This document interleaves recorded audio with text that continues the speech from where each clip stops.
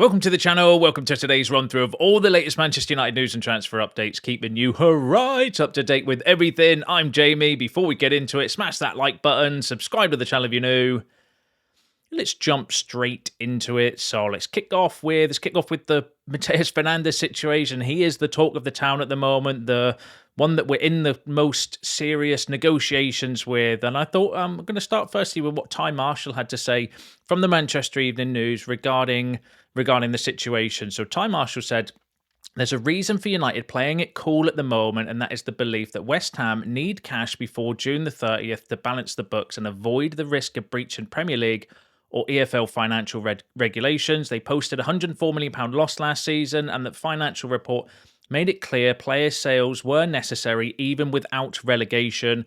And then goes on to say the drop in the Championship is the worst case scenario for the London Stadium, as they'll need to raise money through sales this summer, and that's why winger Crescencio Somerville is another player United are looking at this summer. So Ty Marshall, and there is this bit of a debate going on about whether West Ham do need the funds before June the 30th. There's other reports, though, out there suggesting that with their change in ownership, if he buys some sales, he can put money into the club and that might cover the debt, in which case they might not necessarily need to sell by that deadline, although they do need to sell going forward, reduce their wages, and, you know, they could be in this situation, but it might not be this specific hard deadline. And I always get a little bit dubious when I do hear these sort of deadlines, but it's coming from Ty Marshall at the Manchester Evening News, who's been fairly decent recently as well, suggesting that actually people in with inside United believe that they do need the cash before the 30th, which is maybe why they're playing a little bit of a long game, hoping to keep hoping that West Ham's desperation as we approach that sort of timescale, if that's a word, that we can get the deal that we're wanting. However, it goes on to say though, but United are hoping to try and get if United are hoping to try and get a bargain for Fernandes later in June, they really need a clear run at the player and a desire from the 21-year-old to join the club. If Tottenham become serious rivals for his signature, then it might create a bidding war, giving West Ham exactly what they want. I've been saying that for a while. Some of you have been saying that in the comments as well on previous videos. That's exactly, of course, West Ham want a bidding war. They want to maximise and get the biggest price or biggest transfer fee that they can for Mateus Fernandes. That's just normal. But Ty Marshall suggesting that actually, in order for us to get the price down, maybe closer to our valuation, we don't need a bidding war. We don't need other teams to come in. And that's always been my concern with Fernandes, is that when other teams, or if other teams do come in, we're going to have to match or at least outbid what they are to get the player. And this is a deal United are pushing for, and they probably remain favourites to land Fernandes, but doing the deal on their terms will be more difficult if competition emerges. So Ty Marshall giving a bit of an idea, or because that would have been sourced from within the club, within working in the Manchester Evening News, suggesting that firstly we're sort of hoping that maybe or expecting that West Ham have this June the 30th deadline. The closer we get to that, the more desperate maybe they'll become to lower their demands and lower their asking prices, which will only work if we do not get competition for Mateus Fernandes. And obviously I brought you the news from Mateo on Saturday, suggesting that Tottenham are close to agreeing personal terms, which would also suggest that they are going to be in direct competition. We know Real Madrid might still be lurking there as well, although the narrative more around Madrid is they might need to sell a midfielder before bringing somebody else in. So effectively what we don't want from United's perspective is this bidding war. So since then, though, Fabrizio Romano's come out and said that's exactly what it looks like we're going to be getting. So Man United are working hard with West Ham for Mateus Fernandes and also with the player's agent, Jorge Mendes. Tottenham are also talking to Mendes and are pushing to reach an agreement with the player, but still nothing guaranteed. So Romano confirming the story that Matteo Moretto said, that because he said that they are close to agreeing a fee, not that it was actually agreed or anything. So Romano suggesting that actually Tottenham are pushing to try to agree personal terms with Mateus Fernandes. If they get that agreement, then who knows whether they're going to make a bid for the player. If they do, United have got two choices, haven't they? We either match that bid or try to outbid them, or we're going to walk away entirely if it's well outside of the valuation that we value Mateus Fernandes, and we're going to have to pivot to one of our other targets. Going back to Romano, though, he said West Ham's starting price is 85 million to get probably more. So hold on. Romano saying that they've started their price at 85 million, hoping to encourage a bidding war to get more than 85 million pounds, was what Romano was saying, because they believe day by day more clubs are joining the race. The feeling is that whoever brings the best proposal to West Ham will be able to complete the deal with the player. So, and that's pretty normal with any transfer, isn't it? Whoever pays the most amount is more likely going to be getting the player. So, there is this situation now where Tottenham coming in, and they're serious about him as well. They're not just, playing a game or anything, where they are trying to get personal terms agreed with Mateus Fernandes. And if they do, and if they make a bid, that's exactly what West Ham want. They want this bidding war, which is exactly what United want to avoid. However, it does feel a little bit to me like the Sesko situation. If we think back to last summer where, we were wanting to get Sesko done. We had Newcastle coming in. They were making bids. We made another bid. So I don't think United would necessarily walk away from a bidding war. They don't want it. They don't want to get involved necessarily in a bidding war directly themselves, but sometimes you're going to get involved in a bidding war because we're going for top players. Other clubs want the top players that we're going for, and it's not always the case that you're going to get an Mbeumo situation. But even with Mbeumo, we ended up overpaying for him than what we initially asked for because, again, Tottenham came in like a spoiler and decided to try to outbid us. Thankfully, we did have that player buy-in, which ultimately pushed the deal through, but we did end up paying more for Mbeumo than what we were wanting to, and we ended up paying more for Sesko than we wanted to initially. So United will do that. It just depends on how much more they're prepared to go above their valuation for the player, it feels. So this is one that's starting to heat up. There's clearly going to be, we don't know whether Madrid are going to come in and enter the race. We've seen already with Cucurella and some of their dealings this transfer window where they can move quite quick in the market. And if they do, who knows what the price could end up being. So it's going to be a situation to definitely keep an eye on. If there is this June the 30th deadline, we're going to get some movement, obviously before then. But yeah, let's pay attention to it and see what happens, because it's either going to go one of two ways, isn't it? We're either going to need to make a bid to match Tottenham if they make a bid, or we're going to walk away and pivot to somebody else. The more sort of United link-based journalist, though, Sean Connolly, saying that Man United remain confident of signing Mateus Fernandes from West Ham this summer, despite Tottenham interest. The Portuguese midfielder, who idolises Bruno Fernandes, prefers Old Trafford for European football, with negotiations ongoing over the fees as a deal for Edison is reportedly all but completed. And there's been, Edison, I think, did an interview on Sky Sports saying that it's practically done. They just need to sign the contract. Romano's been saying that he's completed the first part of his medical, but I've been bringing you those stories anyway. So there's not an issue with the Edison deal. But Sean Connolly saying that United remain confident despite Tottenham interest. He idolises him, would prefer to move to United because of European football. But again, he's just doing, like, Jorge Mendes is just doing what he does best. He's lining up deals and offers for the club because, if the deal for United doesn't go through, of course he's be open to going to Spurs. He's not going to want to play in the Championship next season, as he'd probably be open to going to Aston Villa, or if they came in for him, or, any other Premier League club, because, he doesn't want to play in the Championship next season. But the competition is there, but Sean Connolly suggesting that United are still confident in getting this deal done. As did Sully Talks. Man United are in ongoing talks with West Ham regarding Mateus Fernandes. They are aware of Spurs' interest in pursuit, but firmly believe that they're the most advanced club with confidence internally. Fernandes' preferred club is United, and they still believe that is the case. So two, decent, sort of like Sully's been on the money when it comes to United news. At the moment, Sean Connolly's normally fairly decent as well when it comes to United news, both suggesting that United are confident and the player would prefer to go to United, but it's not a rejection of other clubs. It does not mean that he wouldn't be happy to go to Tottenham. It's just if we both bid the same, say both clubs end up bidding the £85 million and it came down to a straight choice between United and Tottenham, he would choose United ahead of Tottenham.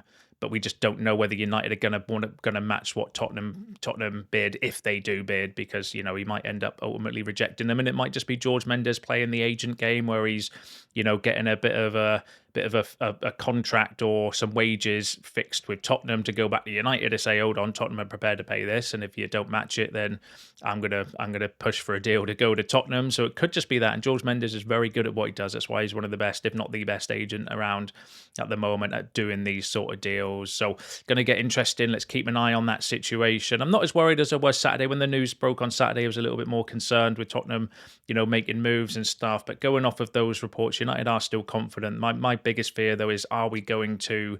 It is the price. What we ultimately get? Are we prepared to match an overpayment if Tottenham decide to come in and pay, if they bid 85 million pounds, are United prepared to go to that amount for Mateus Fernandes, or do we walk away and then like we've seen with Anderson? But the Anderson one's obviously a little bit of a different example. You're talking 120 million pounds there, which is significantly higher. But it's a fascinating transfer window with the asking prices for a lot of players, isn't it? Like the inflation of the prices is absolutely massive at the moment, and maybe United are playing the long game, hoping that the closer we get to this deadline, if there is a deadline for June the 30th, then the prices will become a little bit more realistic. But let's wait and see. But get involved in the comments. You've always got plenty of things to say regarding this situation, so get involved. Let me know where your head's at with the Mateus Fernandes situation. Are you calm? Are you cool? Are you should we walk away from the deal if the price gets too high and pivot to somebody else? Like Alex Scott is someone that we are lining up as well, and we have had talks with at the same time, so we could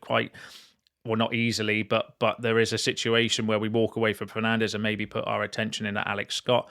So yeah, get involved in the comments regarding that. Now, another player we could easily, maybe we're looking at anyway, but we could also pivot to is Tchouaméni from Real Madrid. So there's been a lot of noise again over the weekend regarding that. So this has come from AS saying that Real Madrid are not considering selling Valverde this summer. The midfield sale candidates are Tchouaméni and Camavinga. So there is still this narrative doing the round, coming from Spanish media as well. Now, if it was a United story, I'd be saying taken with a pinch of salt. But, when it comes to Real Madrid news and stuff, I don't know how credible I'm going to assume the Spanish media are quite good when it comes to Spanish clubs and Spanish news.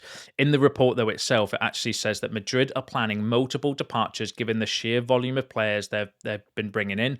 Notably, the club is open to a major sale in midfield. That departure is essential if Madrid are to pull off another major signing. So we do know that Madrid are looking to bring in a midfielder, and the AS are also suggesting that in order to do that, they are going to have to sell somebody in midfield. Within the current squad, 2 players stand out as having both strong reputations and significant market value: Eduardo Camavinga and Aurelien Tchouaméni. Madrid must create space for incoming players Silva, Konate, Dumfries and Cucurella by sanctioning several exits. So the AS are also suggesting that they might be in a position where they have to sell based on their spending anyway, because they spent a lot of money last summer is what the report was saying. So in order to finance or to balance the books and stuff, they're going to need to sell to buy, especially in the midfield situation. If they are going to go for someone like Enzo Fernandez, for example, that's going to be 120 odd million pounds is the figures being quoted for him as well. It's insane numbers, isn't it, at the moment for midfielders? I get inflation and all of that stuff, but when you're talking these sort of figures for midfielders, like those sort of figures, I would be for match winners like Vinicius Jr., Mbappe, Haaland, those sort of numbers. But this is just for midfielders, which is insane, isn't it? But then that's the market that we're in at this particular moment in time, and who knows, maybe towards the end, later on, if you wait a little bit, the prices will come down, but they could also quite easily go up as well. So it's a bit of a mess for United to try and negotiate through. But interestingly, Tchouaméni and Camavinga could be the players that are on that are potentially Real Madrid would look to cash in on in order to buy a new shiny toy, because, Real Madrid do want to revamp their midfield. Even though they've got some good toys in there, they want shiny new ones. And if they want shiny new ones, they might have to create that squad space. Obviously, we have been linked with Camavinga, more so Tchouaméni, though. I always remember Andy Mitten did say that Tchouaméni is the only player for a midfielder from Spain that we are looking at. And Andy Mitten's very, very credible when it comes to United news. But there's no smoke without fire with Camavinga as well. We have been linked with him. The report I bought you the other day was suggesting £52 million around that for Camavinga, which would be a bit of a gamble because of his injury record, but the quality of player you would be getting, I think, would be maybe worth the punt, depending on who else we bring in that midfield. But there's something in this Tchouaméni one where potentially it could be plausible, because again, Andy Mitten did say that United think that it's possible that there could be some movement there, but we'll have to wait and see, because a lot will depend on what Real Madrid want to do, and it's going to be after the World Cup, this deal anyway. This isn't going to be one that's going to be fast or quick or anything of that nature, which is why for me getting that second midfielder in would be key. Get the second midfielder in, we can relax, and then you can haggle and negotiate and look for opportunities towards after the World Cup, when some players are potentially going to be more looking at their future around that time as well. But no smoke without fire when it comes to Tchouaméni and potentially Camavinga, because that's about 3 or 4 big Spanish news outlets all saying the same thing, that maybe Tchouaméni and Camavinga might be available. So we'll keep an eye on that one, because there could be an opportunity that comes up later on in the transfer market for United if we do want to go for either of those players. Now, another name that's been doing around, if we don't, maybe it's the third midfielder option, or if we can't get the Fernandes deal, someone else we could pivot to, and that's Nmecha from Borussia Dortmund. Now, Graham Bailey said Borussia Dortmund midfielder Felix Nmecha is open to leaving the Bundesliga giants this summer, and sources understand a return to England now emerging as a very realistic option for the German international. And there have been a few stories coming from Bild and Sky Sports Germany as well, suggesting that maybe United and a few other teams might be interested in Nmecha. In the report, though, it says Borussia Dortmund midfielder Felix Nmecha is open to leaving the Bundesliga giants this summer, and sources understand a return to England with Manchester United, now joined by Liverpool in the hunt, is now emerging as a very realistic option for the German international. Intermediaries are actively exploring the market on behalf of the player and sounding out potential destinations should he decide that the time is right for a new challenge. A deal could be possible for around £52 million. So again, this is the €60 million valuation for midfield or for players across Europe, same as what Camavinga would, the price quoted for Camavinga from Real Madrid, for example, and that figure has inevitably attracted attention. So Graham Bailey, who is a hit and miss journalist, so I don't think so. I would want to see a little bit more credible, but there is a little bit more noise regarding Nmecha. He's got a prior relationship with Jason Wilcox from his time at Man City as well. Interestingly, I think would be classed as a homegrown player. And according to that report, intermediaries are exploring the market. So his agent is maybe offering him to other clubs to see if there is a deal, to see, even though he's just signed a new contract. His new contract apparently doesn't have a release clause for this summer, but might have one for next summer. So you might have to, do some negotiating if you are going to go for Nmecha. He's obviously having a good World Cup for Germany as well. I don't know if this is a bit of recency bias or not, but he is a player that we have been linked with throughout the season when we've been banging on about midfielders. He is a name that's come up a few times, so I do think he is one that we're potentially looking at. Obviously, we've got the Christopher Vivel, Bundesliga links, all of that for Jazor. So it would be an interesting profile. Actually, He's got pace, tall, athletic midfielder, so wouldn't necessarily be against going for him. It's just, would he translate well into the Premier League? But with him having some experience in English football in the youth team and stuff, then you would like to maybe hope that's give him a little bit of a taste for what things are like. Things are like in the not obviously Premier League football is a completely different kettle of fish, but he's been building up for that from his time at Man City's youth team. So yeah, that'll be an interesting one. Get involved in the comments. Actually, be interesting to hear. Do you think Nmecha would be a good option for us to go for in the summer? Let me know. Let me know down below what you think regarding that.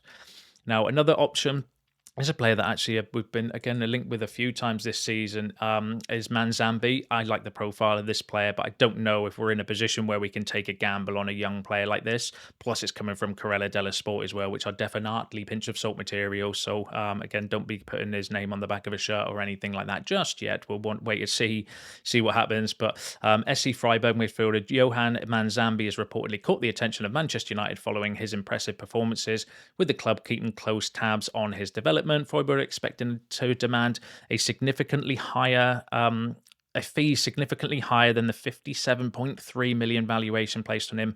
Several transfer market websites with the price likely to raise further in the coming days. So he's again another very young, talented midfielder, can play in a few different positions. I remember covering him a few times this season because, again, second or third time we've been linked with Manzambi. Does look like a really talented player. I'm not entirely convinced about the fee, though. Does feel a little bit high. For me, would be a bit of a gamble to bring in, but definitely has the right attributes and the right profile. But again, we want to see a little bit more credibility than Corella della Sport. They were the ones the other day saying that Ederson was set to have a medical in New York, which got completely debunked. So yeah, let's pay attention. Again, we'll see whether that becomes a viable option or not, although I suspect not, going off of that report. But now the other area of the pitch, the left-hand side, Ty Marshall, going back to his report, saying that a possibility on left back and left wing position, he said a possibility both could be signed, but might be more likely that one or the other. Lewis Hall is an option at left back. Crescencio Somerville on the shortlist on the wing, as is Iliman Ndiaye. United also long-term admirers of Morgan Rogers. So suggesting that, this debate that is happening with the left back and the left wing. Ty Marshall saying there's a possibility both could be signed, but I think that would depend on, the price of which area. I mean, ideally, I would like us to get both, but whether we've got the budget to do that. I mean, getting, Lewis Hall and then one of Somerville and Jai or Morgan Rogers would be pretty good transfer business, but I don't know if we will have the budget to do that. And then obviously we know the Lewis Hall situation with Newcastle maybe not being in a position to financially, if they sell Tonali, Tottenham making bids for him and stuff at the moment, then maybe they wouldn't want to sell or don't need to sell necessarily Lewis Hall. Somerville would be the cheapest out of those wingers as well. But yeah, we'll pay attention. Again, this is still ongoing debate on the left-hand side, which is going to be fascinating to see. Personally, I still would like a left back. Like but again, we've got this whole Patrick Dorgu situation, haven't we? Which has been debated for a very, very long time. Where we see his position in the team, but ideally both. I mean, if we could get both, and we got two midfielders or three midfielders, maybe even if it's someone young and cheap and something like that as the third choice, then yeah, I think we would have had a pretty decent transfer window because we need a backup goalkeeper, potentially striker as well. But yeah, let's keep an eye on that side of the pitch. Once I think the priority though is to get that midfielder in, and then we'll see what we do from there. On Somerville, there's been a report coming from Foot Mercato, saying that PSG face huge competition from the Premier League clubs to sign Crescencio Somerville this summer, with Man United, Aston Villa, Tottenham and Arsenal all in the race. So there's a few other teams potentially interested in Somerville, but we know that we are in talks with West Ham. And Romano saying the other day that we're also talking about Somerville, so this could be this double deal potentially still on the cards, but there could be competition. So this is coming from the French angle, Foot Mercato, suggesting that obviously PSG might still be interested, although there are rumours that they might be going in for Diamande and all of this stuff. So, but yeah, he does feel like he's a name. He's a name on the list and actually quite advanced because, like I said, he's the only name out of the left wingers or the left, even any left-sided players, the one that we are actually hearing that we're in talks with West Ham. So yeah, let's pay attention to that one. Now, there was an interesting story coming from Marca suggesting that Barcelona might be interested in Benjamin Sesko. So Barcelona are interested and have Man United striker Benjamin Sesko on their list if they are unable to sign Julian Alvarez. They want a striker who is good at linking play and scoring goals, and Sesko fits that profile. Now, I can't see United sanctioning a deal, but then, on the flip side, they're bidding like £100 million for Alvarez, but I still don't think United would do that because it's going to cost a lot more to go out and find a striker in this particular market. Would be absolutely insane and would cost a lot of money, and I really like Benjamin Sesko. I've got a sneaky hope that this season he absolutely smashes it, because since Amram left and we had Fletcher and then Carrick, he's the most informed striker in terms of goals to game ratio in the league. And I think that a proper pre-season, because he wasn't signed till late in the transfer window as well, if you remember, proper pre-season, bit of stability with Michael Carrick as well. He's got a role in the squad and in the team. I've got really, really high expectations for Sesko next season. I really hope that he absolutely smashes it. But we don't need to worry anyway, because Graham Bailey's come out saying we have no intention of parting ways with Benjamin Sesko this summer, despite interest from Spain and inquiries made by intermediaries on behalf of both Barcelona and Atletico Madrid. United are not considering his departure, and I think it would be insane, even with the money, if they did offer £100 million. I just think that it's going to cost way too much. Like, who do you go out to get as a striker to replace Benjamin Sesko when we all know we need to bring in a striker anyway to potentially be his backup? And obviously we've got the Xerxes situation to keep an eye on this summer as well, potentially him going out. So I just think that that's just too much for us to do. We spent last summer fixing the attack. I don't think this is the summer to rip apart that fix and then try to replace Benjamin Sesko. One option though could be, Thiago. So there's a South American report suggesting that United and Arsenal are both in for Igor Thiago's signature this summer. The Brentford striker scored 17 Premier League goals last season and one of the standout performers for the Bees. He's on obviously didn't play the other day, but on World Cup duties with Brazil. His reported asking price of £77 million with Chelsea, Atletico Madrid and Juventus reportedly interested in him. United understood to be keen on adding another striker to their ranks this summer ahead of return to the Champions League. So there's been a report from a South American news outlet suggesting that United, Arsenal and a few other teams might be interested in Igor Thiago's signature. But again, I do not believe that personally. I think we don't have the budget to go out and spend £77 million on a backup for, but that's actually more than what we paid for Benjamin Sesko for a backup for Benjamin Sesko. So I'm going to say that that's one where put United's name out there, link him with a player, try and generate some interest, unless that fee came absolutely massively down. But we know of trying to get players out of Brentford is not exactly going to be cheap, is it? So yeah, we'll pay attention to that one. I'd want to see a little bit more credibility. Let's say that, and I would suggest taking that one with a pinch of salt for now. But get involved in the comments on that. Get involved in the comments on all the other topics discussed in today's video. That's you all up to date with the latest news and transfer updates. Don't forget to smash that like button on your way out. Subscribe to the channel if you're new. See you in the next one.